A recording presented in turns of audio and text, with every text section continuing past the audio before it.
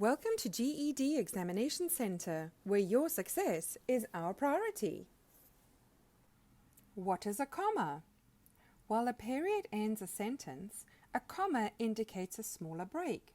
Some writers think of a comma as a soft pause, a punctuation mark that separates words, clauses, or ideas within a sentence.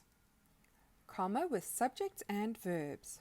With few exceptions, a comma should not separate a subject from its verb. Let's look at this example. My friend Cleo, comma, is a wonderful singer. This sentence is incorrect. Writers are often tempted to insert a comma between a subject, that's Cleo, and verb, singer, this way because speakers sometimes pause at that point in a sentence. But in writing, the comma only makes a sentence seem stilted. Here's the correct example.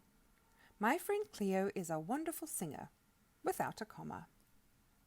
Be especially careful with long or complex subjects such as these examples. Example number 1. The things that cause me joy, comma, may also cause me pain. This one's incorrect. The correct sentence is, the things that cause me joy may also cause me pain, without a comma. Example number 2. Navigating through snow, sleet, wind, and darkness, comma, is a miserable way to travel. This one's incorrect.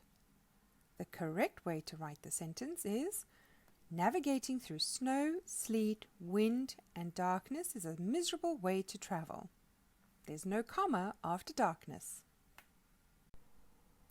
Comma between two nouns in a compound subject or object. Don't separate two nouns that appear together as a compound subject or compound object. When a subject or object is made up of two items and the second item is parenthetical, you can set off the second item with commas, one before it and one after it. But you don't need a comma when you're simply listing two items. Let's look at these two examples.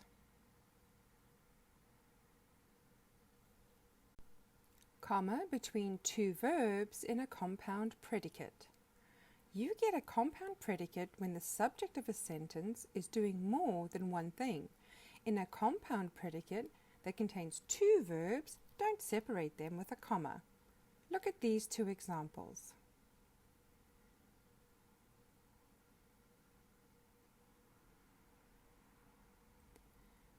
This mistake is most common when the predicate is made up of long verb phrases.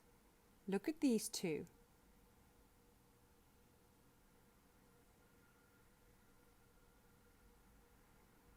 Don't use a comma in a compound predicate unless there is a chance of misreading. Example, Cleo spotted the man who entered the diner and waved. In the sentence above, you need the comma to make clear that it was Cleo who waved, not the man. Comma splices. When you want to join two independent clauses, you need a conjunction or a semicolon.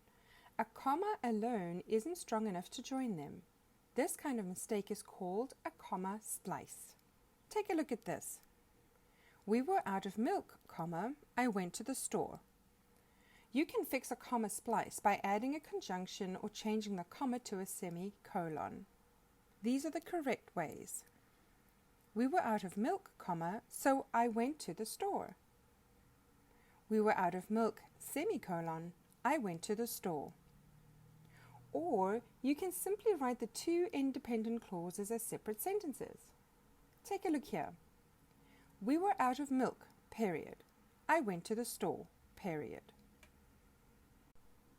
Comma after introductory phrase. A comma normally follows participle phrases that introduce a sentence. Grabbing her umbrella, Kate raced out of the house. Confused by her sister's sudden change in mood, Jill stayed quiet. When an adverbial phrase begins a sentence, it's often followed by a comma, but it doesn't have to be, especially if it's short. As a rule of thumb, if the phrase is longer than about 4 words, use the comma. You can also use a comma with a shorter phrase when you want to emphasize it or add a pause for literary effect. Here's an example. After the show, Cleo will be signing autographs. Behind the building, there is enough space to park 2 limousines. Without knowing why, I crossed the room and looked out of the window. In 1816, life was very different. Suddenly, an angry black cat sprang from the shadows. But if there's a chance of misreading the sentence, use the comma. Here's an incorrect example. Before eating, the family said grace. The right way is before eating, comma, the family said grace. Comma within a comparison. Don't use a comma before than when you're making a comparison. Look at these examples. This box is lighter than that box. The correct way is this box is lighter than that box. Example 2. Hardcover books are more expensive than paperback books. The correct answer is hardcover books are more expensive than paperback books. See you in our next video.